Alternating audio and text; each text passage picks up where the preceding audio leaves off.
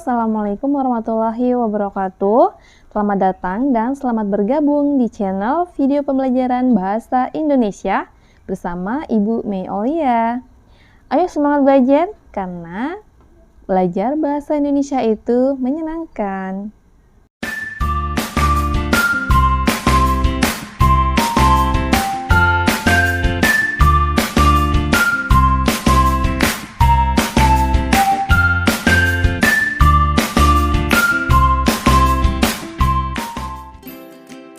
Apa kabar hari ini? Semoga baik-baik saja. Pembahasan pada video kali ini yaitu tentang latihan soal-soal teks persuasi kelas 8.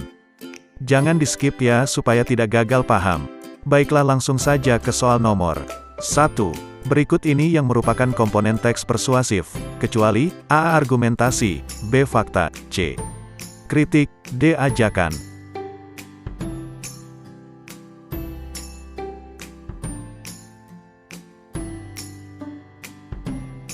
2. Berikut ini yang bukan ciri-ciri teks persuasi adalah A. Tujuan utamanya untuk mempengaruhi pembaca, B. Meyakinkan pembaca untuk melakukan atau mempercayai yang ditulis oleh penulis, C.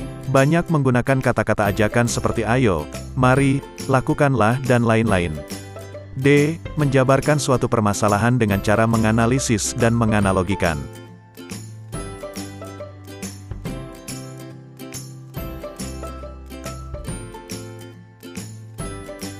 3. Di bawah ini merupakan inti teks persuasi, kecuali A. Argumentasi, B. Fakta, C. Ajakan, D. Penegasan kembali.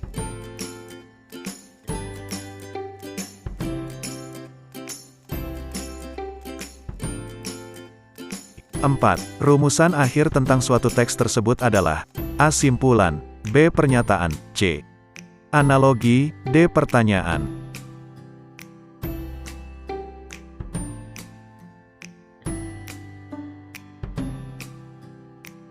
5. Teks persuasi merupakan teks yang berisi A. Penjelasan, B. Urutan peristiwa, C. Himbauan, D. Langkah-langkah.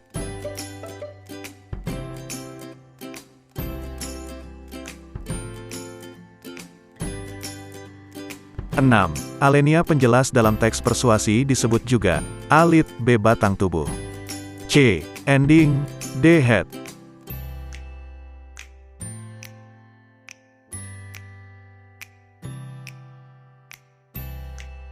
7.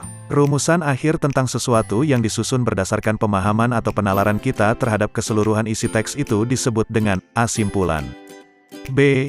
Ajakan, C. Argumentasi, D. Fakta.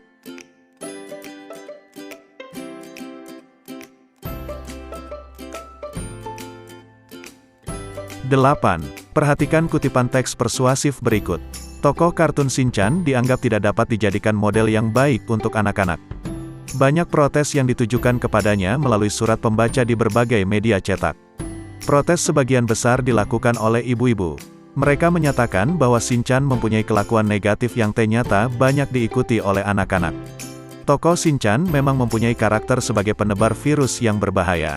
Apakah simpulan dari kutipan teks di atas, A. Tokoh kartun Shinchan dianggap tidak dapat dijadikan model yang baik untuk anak-anak? B. Banyak protes yang ditujukan kepadanya melalui surat pembaca di berbagai media cetak. C. Shinchan mempunyai kelakuan negatif yang ternyata banyak diikuti oleh anak-anak. D. Tokoh Shinchan mempunyai karakter sebagai penebar virus yang berbahaya.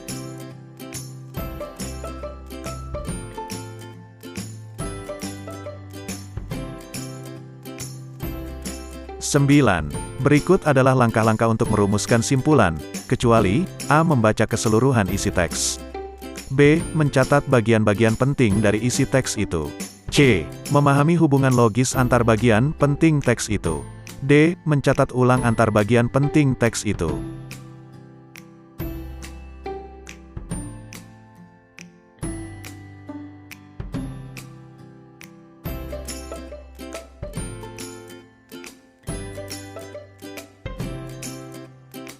10. Perhatikan kutipan teks persuasif berikut.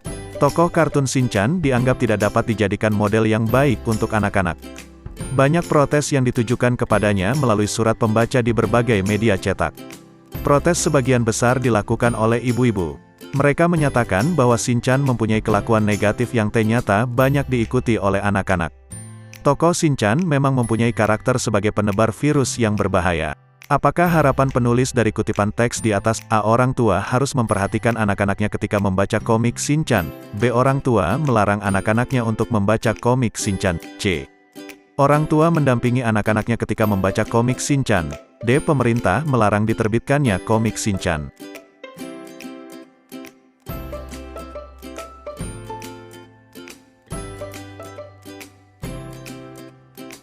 11. Struktur teks persuasi adalah: A. Pengenalan isu, pernyataan ajakan, rangkaian argumen, penegasan kembali. B. Pengenalan isu, rangkaian argumen, pernyataan ajakan, penegasan kembali. C. Pernyataan ajakan, pengenalan isu, rangkaian argumen, penegasan kembali. D. Rangkaian argumen, pernyataan ajakan, pengenalan isu, penegasan kembali.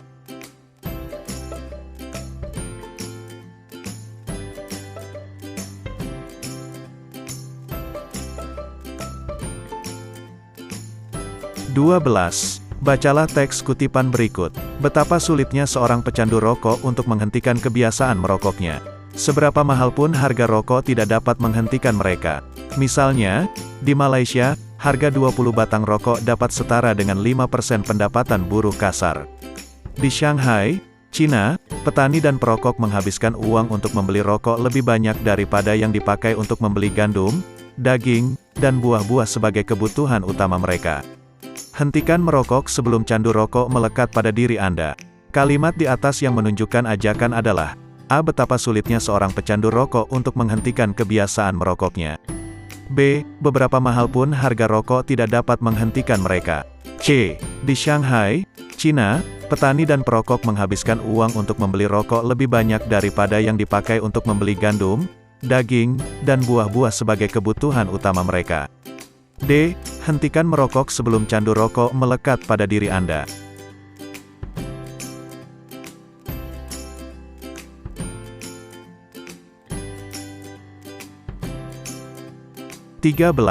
Ungkapan-ungkapan seperti demikianlah, dengan demikian, oleh karena itulah merupakan ciri kebahasaan dari struktur. A. Penegasan kembali.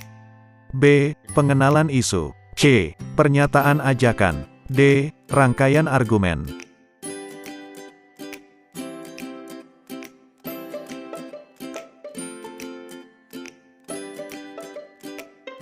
14. Berikut ini adalah ciri kebahasaan teks persuasi, kecuali: A. Menggunakan kata-kata rujukan. B. Menggunakan kata penghubung urutan. C. Menggunakan kata penghubung argumentatif. D. Menggunakan kata kerja mental.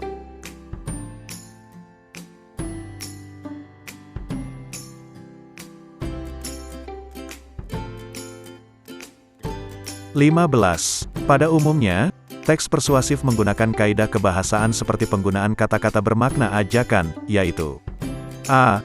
Ayo, mari, yuk. B. Ayo, tidak, jangan. C. Pakailah, hindari, mari. D. Yuk, ambillah, tidak demikian.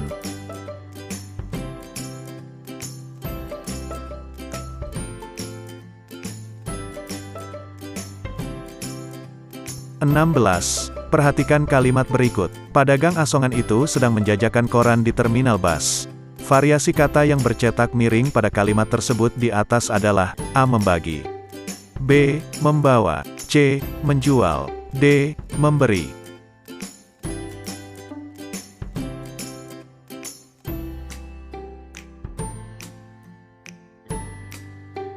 17. Perhatikan kalimat berikut. Pak Amir gemar mengoleksi perangko.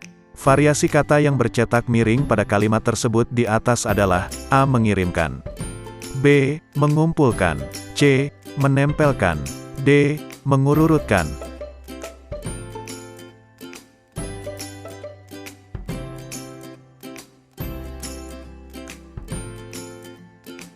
18. Perhatikan kalimat berikut. Proses menghasilkan bahan pangan, ternak serta produk industri pertanian dengan cara memanfaatkan sumber daya tumbuhan dan hewan disebut pertanian. Variasi kata bercetak miring pada kalimat tersebut di atas adalah A. Perkakas, B. Wujud, C. Hasil, D. Bangunan.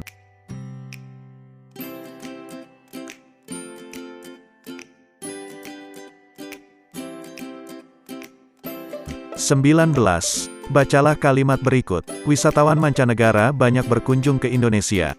Mereka menikmati keindahan alam Indonesia dari Sabang sampai Merauke.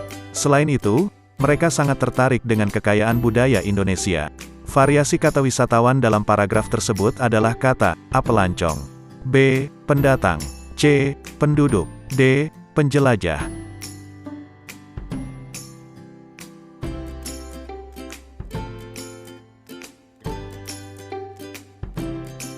20. Sebuah teks persuasi memiliki kalimat fakta yang fungsinya adalah A. Agar pembaca bisa merasakan, mendengar, dan melihat. B. Agar pembaca bisa mengetahui keunggulan dan kelemahan. C. Agar bisa mengembangkan imajinasi pembaca. D. Agar bisa meyakinkan dan memengaruhi pembaca.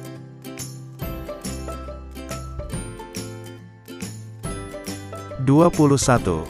Jika dianalisis lebih dalam, tentunya, hal ini memberikan dampak negatif karena suhu mengalami kenaikan sehingga menyebabkan es di kutub mencair.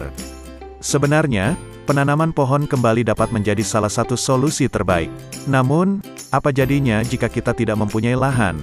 Struktur teks berdasarkan kutipan tersebut adalah A. Pengenalan isu, B. Rangkaian argumen, C. Pernyataan ajakan, D. Penegasan kembali.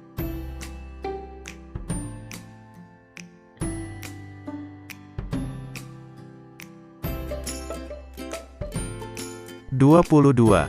Jadi, mari kita bersama-sama saling mengingatkan dan mengedukasi ke kerabat. Makin giat aktivitas penanaman, makin membuat bumi tersenyum kembali. Dengan begitu, pengurangan pemanasan global dapat dilakukan. Struktur teks berdasarkan kutipan tersebut adalah A. Pengenalan isu, B. Rangkaian argumen, C. Pernyataan ajakan, D. Penegasan kembali.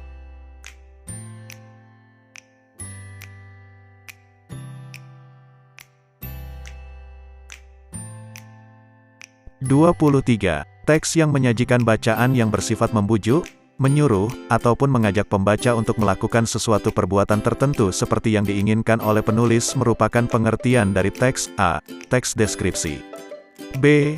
Teks eksposisi, C. Teks persuasi, D. Teks berita.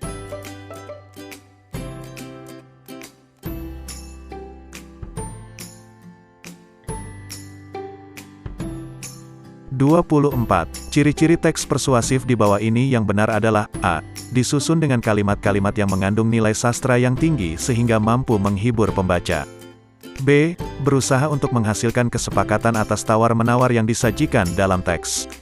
C. Penjelasan yang disampaikan dikemas berbelit-belit agar tidak diterima dengan baik oleh pembaca. D. Berisi makna yang bersifat mendorong dan memengaruhi terhadap suatu hal kepada pembaca.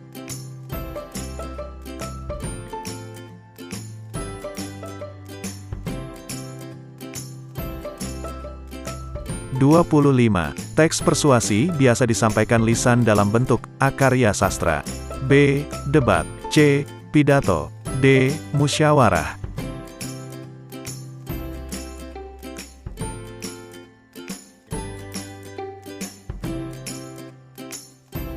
26. Teks persuasi termasuk ke dalam teks yang bersifat A. Memengaruhi, B. Merayu, C. Membujuk, D. Mengajak.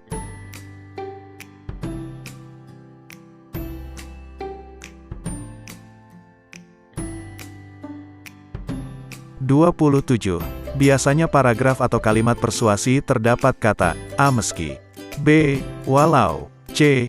Hanya, D. Mari.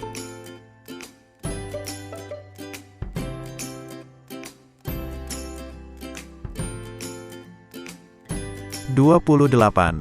Bacalah paragraf berikut ini. Kebersihan sangatlah penting untuk dijaga. Karena dengan kebersihan, akan tercipta kesehatan. Sebaliknya, jika kita tidak menjaga kebersihan, penyakit akan mengintai kita. Oleh karena itu, marilah kita menjaga kebersihan dengan cara membersihkan lingkungan sekitar kita. Paragraf di atas termasuk ke dalam jenis paragraf A. Eksposisi, B. Argumentasi, C. Persuasi, D. Narasi.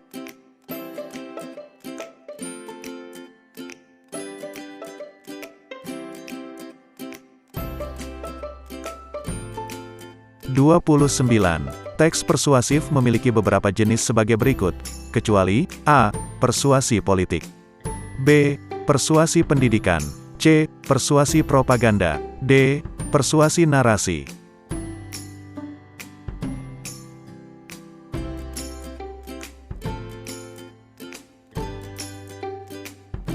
30. Struktur teks persuasi berikut ini yang tepat adalah A.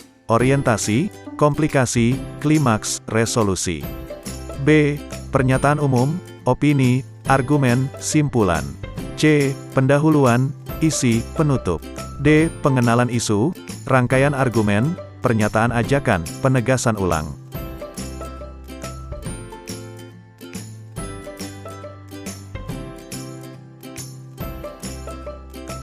Demikianlah pembahasan kita hari ini, semoga bermanfaat, dan buat kalian yang belum subscribe, silahkan subscribe dan tekan loncengnya supaya kalian mendapatkan notifikasi terbaru dari video saya.